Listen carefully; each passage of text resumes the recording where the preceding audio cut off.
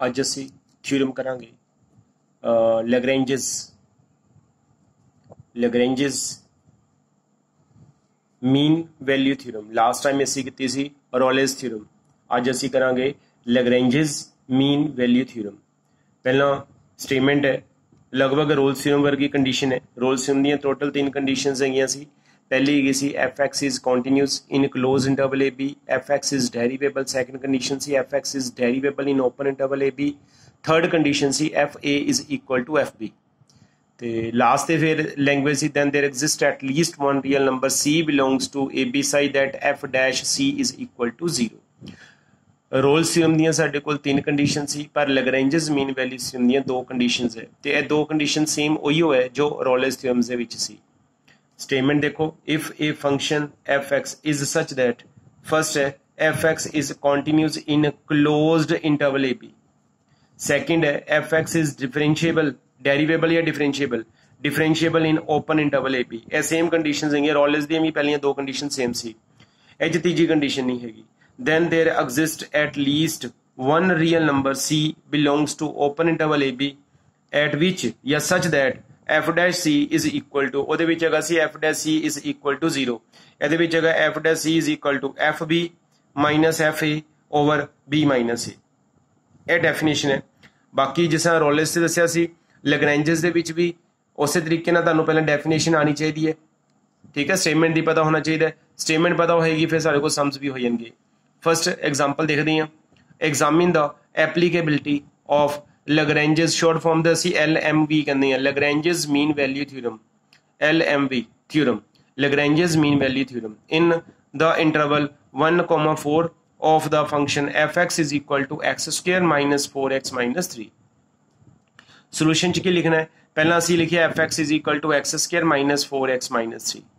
तो रोलेस भी दसिया सी इनू असी पोलीनोमीअल कहते हैं क्योंकि जी वेरीएबल की पावर है, मतलब x की जी पावर है ना नैगेटिव होनी चाहिए ना फ्रैक्शन च होनी चाहिए। जे ऐसा नहीं की तो इनू पोलीनोमीअल कहांगे, लिखांगे it is a polynomial in x। First condition की गई है, since every polynomial in x is continuous for all value of x, for all value of x, x दियां सारियां वैल्यूज वास्ते, ठीक है। Since every polynomial in x is continuous for all values of x, therefore fx is continuous in close interval a, b। a मेरा 1 है, b मेरा 4 है। पहली कंडीशन वही है जो रोलेस बनते सी कि क्योंकि यह पोलीनोमियल x दे विच ते कोई भी पोलीनोमियल होवे, ठीक है, वो कॉन्टीन्यूस फंक्शन हुंदा है, इसलिए fx भी कॉन्टीन्यूस होएगा इन क्लोज इंटरवल 1,4। तो पहली कंडीशन यही है कॉन्टीन्यूटी। दूसरी की डिफरेंशिएबिलिटी दी, डिफरेंशिएबिलिटी विच की करना सी डिफरेंशिएशन कर देनी है। साडे कोल एफ एक्स दिता है, असी उहदा एफ डैश एक्स निकालना, ठीक है। एफ डैश एक्स कितना आएगा मेरे कोल 2x minus 4, 2x minus 4, comma पा के मैं लिखांगा विच एग्जिस्ट इन किहड़े इंटरवल च एग्जिस्ट करेगा, ओपन इंटरवल 1,4 च, therefore f x is derivable in 1,4। Rolle's theorem विच भी यही सी। Therefore, fx satisfy both the conditions of Lagrange's mean value theorem, क्योंकि Lagrange's mean value theorem दी 2 ही conditions होंगी हैं। Therefore, there exists at least one real number c belongs to open interval 1,4 such that f dash c is equal to की formula है fb minus fa over b minus a। मेरे को ਇਹਦੇ ਵਿੱਚ a ਜਿਹੜਾ ਹੈਗਾ मेरा 1 है ਤੇ b मेरा कितना हैगा 4 है। तो फॉर्मूला की है दोबारा देख लो, f dash c is equal to F b minus f a, Lagrange's mean value theorem के विच लास्ट कंडीशन है, ओवर बी माइनस सी। मेरे को आएगा f dash c is equal to F b मेरा 4 है, f4 minus f1 over 4 minus 1। F dash c की आएगा एफ डैश एक्स है 2x माइनस 4, तो एफ डैश सी की आएगा 2c minus 4 is equal to f4 की आएगा, देखो एफ एक्स है एफ च मैं सोल्व किया हुआ, एफ एक्स है x² minus 4x minus 3, f4 की आएगा जिथे x है 4 लगा लो, f4 की आएगा 4² माइनस 4 इंटू 4 माइनस 3, 4 का स्क्वायर आएगा 16, 4 इंटू 4 16 नाल माइनस 3, 16 नाल 16 कट कर दो, बाकी कितना बचेगा माइनस 3। इतने पूरा लिखा है वैसे 16 माइनस 3, यह पूरी वैल्यू लिखी हुई है। जो मैं f1 निकालना है, f1 भी इतों ही निकालना है, जिथे जिथे x है 1 पुट कर दो, जिथे x है करिएगा 1 पुट कर दो, 1 स्क्वायर माइनस 4 इंटू 1 माइनस 3, 1 का स्क्वायर 1 ही आएगा, 4 इंटू 1 4 माइनस 3, ये लिखे है 1 माइनस 4 माइनस 3, नीचे आएगा 4 माइनस 1 3, 16 कट हो गए, बाकी बचेगा माइनस 3, माइनस 4 थे माइनस 3 आएगा माइनस 7, 1 माइनस 7 आएगा माइनस 6, माइनस थे माइनस कितना आ गया प्लस, 6 तो 3 माइनस करोगे 3 आएगा, 3 नाल 3 कैंसिल कर दो 1 आ जाएगा, ठीक है, 3 नाल 3 कैंसिल कर दो 1 बचेगा, माइनस 4 ਨੂੰ राइट साइड ਤੇ ਲੈ ਕੇ ਜਾਓ, माइनस 4 उधर जाके प्लस 4 हो जाएगा, ਤੇ 1 प्लस 4 आ जाएगा 5, 2 नीचे ले जाओ, c ਦੀ वैल्यू आ गई 5/2, 5/2 कितना हो गया 2.5, तो 2.5 किन्नू बिलोंग करता पे ओपन इंटरवल 1,4 ਨੂੰ, ਇਹਦਾ ਮੀਨਿੰਗ ਹੈ ਕਿ ਲੈਗਰੈਂਜਸ ਮੀਨ ਵੈਲਿਊ ਥਿਊਰਮ ਵੈਰੀਫਾਈਡ ਹੋ ਗਈ। ਸਿਰਫ ਲੈਗਰੈਂਜਸ ਮੀਨ ਵੈਲਿਊ ਥਿਊਰਮ ਤੇ ਰੋਲਸ ਥਿਊਰਮ ਦੇ ਵਿੱਚ ਇਹ ਫਰਕ ਹੈ, ਰੋਲਸ ਥਿਊਰਮ ਦੀਆਂ 3 ਕੰਡੀਸ਼ਨਸ ਹੈ, ਇਹਦੀਆਂ 2 ਕੰਡੀਸ਼ਨਸ ਹੈ। ਰੋਲਸ ਥਿਊਰਮ ਦੇ ਵਿੱਚ ਅਸੀਂ ਐਂਡ ਤੇ ਲਿਖਦੇ ਹਾਂ f dash c is equal to 0, ਇਹਦੇ ਵਿੱਚ ਲਿਖਦੇ ਹਾਂ ਅਸੀਂ f dash c is equal to fb minus fa over b minus c, ਬਾਕੀ ਕੈਲਕੂਲੇਸ਼ਨ ਹੈ c ਦਾ ਜੋ ਵੀ ਆਨਸਰ ਹੈ ਉਹ ਓਪਨ ਇੰਟਰਵਲ ਦੇ ਵਿੱਚ ਬਿਲੋਂਗ ਕਰਨਾ ਚਾਹੀਦਾ, ਰੋਲਸ ਦੇ ਵਿੱਚ ਵੀ ਅਸੀਂ ਇਹ ਦੇਖਦੇ ਸੀ ਕਿ ਉਹ ਬਿਲੋਂਗ ਕਰਨਾ ਚਾਹੀਦਾ। नेक्स्ट मेरे को एग्जांपल है अगली, verify Lagrange's mean value theorem for the function, ठीक है, फॉर द फंक्शन के दिता है F x is equal to X into X minus 3 in close interval 2,4। सब तो पहला काम की करना है, एफ एक्स मेरे को दिता है, एफ एक्स है मेरे को एक्स नाल कितना आ गया एक्स माइनस 3, एक्स नाल अंदर मल्टीप्लाई करा देना, अंदर आ जाएगा मेरे को एक्स स्क्वायर माइनस कितना आ गया 3x, फिर लिखांगा it is a polynomial in x, a polynomial है एक्स दे विच, it is a polynomial in x since every polynomial in x is continuous for all x, therefore fx is continuous in close interval 2,4। ਇਹਦਾ meaning ਜਿਹੜਾ fx ਹੋਏਗਾ continuous ਹੋਏਗਾ close interval 2,4 ਚ। दूसरी condition f dash x, ਇਹਦੀ differentiation कर दो, x square ਦੀ differentiation आएगी 2x, 3x ਦੀ डिफरेंशिएशन ਕੀ आएगी 3, कॉमा पा के से लिखांगे which exist in open interval 2,4, ਜਿਹੜਾ कि 2,4 ओपन इंटरवल ਦੇ ਵਿੱਚ ਐਗਜ਼ਿਸਟ ਕਰਦਾ ਪਿਆ, therefore fx is derivable in 2,4। दो ही कंडीशंस होंगी हैं, पहली कंटिन्यूटी ते डिफरेंशिएबिलिटी है वो सेम है जो रोलेस थ्योरम ते पहला समझा चुके हैं पिछली बारी, therefore fx satisfies all the conditions of Lagrange's mean value theorem, therefore there exists at least one real number c belongs to open interval 2,4 such that f dash c is equal to fb, b मेरा 4 है, a मेरा 2 है, f4 minus f2 over 4 minus 2, f dash c की आएगा, मैं f dash x निकालिया हुआ है, x दी जगह c लगा दो, 2c माइनस c, इतने 2c minus c, f dash x विचों निकालींदा, जिथे x है वही जगह c लगा देना है, मेरे को आ जाएगा 2c माइनस c, f4 किस तरह निकालांगे स्टेटमेंट चो, मेरे को fx है x स्क्वायर माइनस 3x, जे मैं निकालना चाहता मैं f4, जिथे x है कभी 4 लगा लो, कितना आ जाएगा मेरे को 4 स्क्वायर माइनस 3 इंटू 4, 4 स्क्वायर आ गया 16, 3 इंटू 4 कितना आ गया 12, ए लगाया 16 माइनस 12,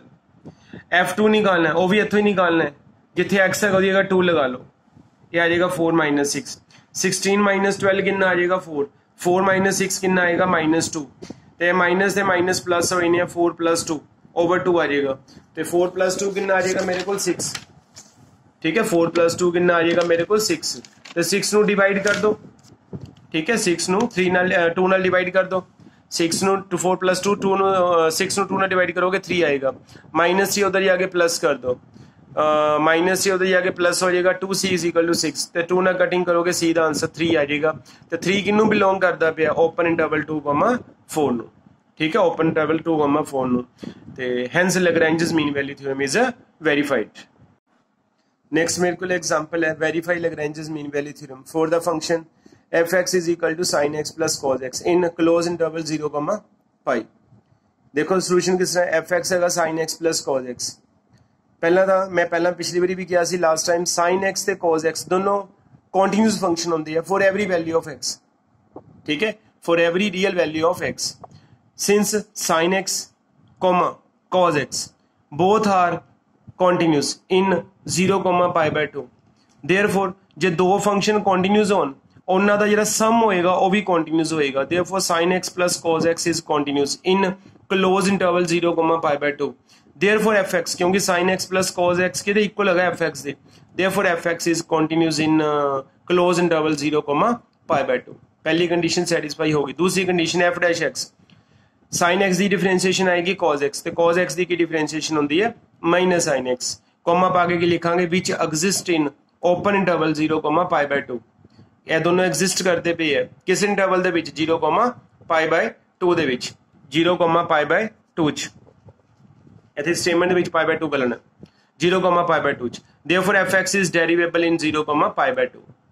ਇਹਦਾ ਮੀਨਿੰਗ ਹੈ ਕਿ ਰੋਲਸ ਥਿਊਰਮ ਦੀ ਲੈਗਰੈਂਜਸ ਮੀਨ ਵੈਲਿਊ ਥਿਊਰਮ ਦੀਆਂ ਦੋਨੋਂ ਕੰਡੀਸ਼ਨ ਸੈਟੀਸਫਾਈ ਹੋ ਗਈਆਂ। Therefore fx satisfies all the therefore fx satisfies all the conditions of Rolle's Lagrange's mean value theorem, Lagrange's mean value theorem, therefore fx satisfy all the condition of Lagrange's mean value theorem। आगे लिखांगे then there exist at least one real number, ऐसा meaning है कि कोई real number exist करेगा c belongs to open interval 0,π/2 such that f dash c के देख को ला जाएगा fb minus fa over b minus a, b मेरा π/2 है, a मेरा 0 है, f π/2 minus f0 over π/2 minus 0, f dash c की आएगा cos c minus sin c, f π/2 किस तरह निकालांगा, मेरे को fx कितना है, fx है मेरे को sin x plus cos x, मैं वैल्यू निकालनी f π/2 दी, जिथे जिथे x है π/2 लगा लो, मेरे को आ जाएगा sin π/2 प्लस cos π/2, मैं वैल्यू निकालनी f0 दी, जिथे जिथे x है 0 लगा लो, sin 0 प्लस cos 0, sin π/2 की वैल्यू 1 होती है तो cos π/2 0, sin 0 0 आएगा, cos 0 की वैल्यू 1, 1 ਦੇ ਨਾਲ 1 कैंसिल हो जाना, बाकी कितना बचेगा 0, cos c उधर लाइन है प्लस का cos c उधर जाके कितना आएगा minus cos c, minus minus कट्टे ने, sin c के देख को आ गया cos c दे, cos नाल डिवाइड कर देना, sin c over cos c के देख को आ गया 1 दे, तो sin ओवर cos कितना होता है tan, tan c के देख को आ गया 1 दे, तो tan दे किस एंगल की वैल्यू 1 होती है π/4 की, ਇਹਦਾ मीनिंग c के देख को आ गया मेरे को π/4, ਤੇ π/4 ਕਿਹਨੂੰ ਬਿਲੋਂਗ ਕਰਦਾ ਪਿਆ 0 ਤੋਂ ਲੈ ਕੇ π/2 ਨੂੰ, ਕਿਉਂਕਿ π/4 ਹੁੰਦਾ 45 ਡਿਗਰੀ, ਤੇ 45 ਜਿਹੜਾ ਹੈਗਾ 0 ਤੋਂ ਲੈ ਕੇ 90 ਦੇ ਵਿੱਚ ਲਾਈ ਕਰਦਾ ਪਿਆ, ਠੀਕ ਹੈ। tan ਦੇ ਕਿਸ ਐਂਗਲ ਦੀ ਵੈਲਿਊ ਬਲ ਹੁੰਦੀ ਹੈ π/4 ਦੀ। ਇਹਦੇ ਨਾਲ ਦੇ ਸਮ ਜਿਹੜੇ ਟਰਾਈ ਕਰਨੇ ਹੈਗੇ ਉਹ ਦੇਖ ਲਓ, ਤੇ ਇਹ ਸਮ ਟਰਾਈ ਕਰਨੇ ਬੱਚਿਆਂ ਨੇ ਸਾਰੇ ਨੇ। Verify Lagrange's mean value theorem, fx है x square plus x minus 1 polynomial वाला सम है, ਇਹਦੇ ਵਿੱਚ ਵੀ ਪਹਿਲਾਂ x ਨਾਲ ਅੰਦਰ ਮਲਟੀਪਲਾਈ ਕਰ ਲੈਣਾ, ਇਹ ਚ ਵੀ ਪਹਿਲਾਂ x ਨਾਲ ਮਲਟੀਪਲਾਈ ਕਰ ਲੈਣਾ, ਇਹ ਸਿੰਪਲ ਹੈ ਪੋਲੀਨੋਮੀਅਲ ਹੀ ਹੈ। ਇਹਦੇ ਵਿੱਚ ਕੀ ਕਰਨਾ ਹੈ, ਪਹਿਲਾਂ ਫਾਰਮੂਲਾ ਲਗਾਉਣਾ a - b whole square the, x ਨੇ ਤਾਂ x ਹੀ ਰਹਿਣਾ ਹੈਗਾ, ਪਰ ਇਹਦਾ ਪਹਿਲਾਂ ਹੋਲ ਸਕੁਅਰ ਦਾ ਫਾਰਮੂਲਾ ਲੱਗੇਗਾ, ਕੀ ਲੱਗੇਗਾ a square plus b square minus 2ab, फिर x ਨਾਲ ਅੰਦਰ ਮਲਟੀਪਲਾਈ ਵੀ ਹੋਣਾ ਹੈ, ਕਿੰਨਾ ਆ ਜਾਏਗਾ x³ प्लस x माइनस कितना आएगा 2x स्क्वायर, ਤੇ ਅੱਗੇ ਸੇਮ ਹੈ ਪੋਲੀਨੋਮੀਅਲ ਕਰਕੇ ਕਰਨਾ ਹੈ। ਇਹ ਜਿਹੜੀ ਲਾਸਟ ਐਗਜ਼ਾਮਪਲ ਤੁਹਾਨੂੰ ਕਰਾਈ ਹੈ ਉਹਦੇ ਰਿਲੇਟਡ ਸਮ ਹੈ ਤੋਂ ਨਹੀਂ। ਇਹਦੇ ਵਿੱਚ ਕੀ ਕਰਨਾ ਹੈਗਾ, ਪਹਿਲਾਂ ਇਹ ਦੋ ਬ੍ਰੈਕਟਸ ਨੂੰ ਮਲਟੀਪਲਾਈ ਕਰਨਾ ਹੈ, ਜੋ ਆਨਸਰ ਆਏਗਾ ਫਿਰ ਇਹਦੇ ਨਾਲ ਮਲਟੀਪਲਾਈ ਕਰ ਦੇਣਾ, ਤੇ ਉਸ ਤੋਂ ਬਾਅਦ ਸਮ ਸ਼ੁਰੂ ਕਰਨਾ ਹੈ। ਸਭ ਤੋਂ ਪਹਿਲਾਂ ਤਾਂ ਲਾਸਟ ਦੋ ਬ੍ਰੈਕਟਸ ਨੂੰ ਮਲਟੀਪਲਾਈ ਕਰਨਾ ਹੈ, ਠੀਕ ਹੈ, ਇਹ ਦੋ ਬ੍ਰੈਕਟਸ ਨੂੰ ਮਲਟੀਪਲਾਈ ਕਰਨਾ ਹੈ, x - 3 ਨੂੰ ਨਹੀਂ ਕਰਨਾ ਕੁਝ ਵੀ, x - 3 ਨੂੰ x - 3 ही रहन देना, तो यह दो ब्रैकेट्स ਨੂੰ मल्टीप्लाई कर देना, x ਨੂੰ x ਨਾਲ मल्टीप्लाई करांगे x स्क्वायर, फिर x ਨੂੰ 9 ਨਾਲ मल्टीप्लाई कर देना 9x, 6 ਨੂੰ x ਨਾਲ मल्टीप्लाई कर देना 6x, तो 6 ਨੂੰ 9 ਦੇ ਨਾਲ 54, मेरे को आएगा x - 3 नाल कितना आएगा x square minus 15x plus कितना आएगा 54, हुण x ਨਾਲ मल्टीप्लाई कर देना सारिਆਂ ਨੂੰ, कितना आएगा x³ minus 15x square plus 54x, minus 3 ਨੂੰ x के ना मल्टीप्लाई कर देना है माइनस 3x स्क्वायर, फिर माइनस 3 ਨੂੰ माइनस 15x ना मल्टीप्लाई कर देना है प्लस 75x, ਤੇ माइनस 45 3 ਨੂੰ 15 ਨਾਲ ਮਲਟੀਪਲਾਈ ਕਰਾਂਗੇ 45, माइनस 3 ਨੂੰ 54 ਨਾਲ ਮਲਟੀਪਲਾਈ ਕਰ ਦੇਣਾ ਹੈ, ठीक है, माइनस 3 ਨੂੰ 54 ਨਾਲ ਮਲਟੀਪਲਾਈ ਕਰਨਾ ਹੈ 162, बाकी इन्हों को देख लो प्लस माइनस करके आएगा x³ 15x स्क्वायर, तो 3x स्क्वायर कितना आ जाएगा 18x स्क्वायर, यह दोनों प्लस कर देने कितना आ जाएगा 99x माइनस 162, तो इतों मेरा सम शुरू होना है। पहला तीनों ब्रैकेट्स ਨੂੰ मल्टीप्लाई कर लेना है, यह मेरे को एक पोलीनोमियल बन गई है, फिर इतों तुम कंडीशन लगानी पहली, क्योंकि यह पोलीनोमियल है इसलिए यह फंक्शन कॉन्टीन्यूस होएगा, फिर यदि डिफरेंशिएशन, फिर ऐसा सम करना है, पर पहला दस दिता दो ब्रैकेट्स ਨੂੰ पहला मल्टीप्लाई कर लेना होगा, ठीक है। सम सारे ट्राई करने हैं।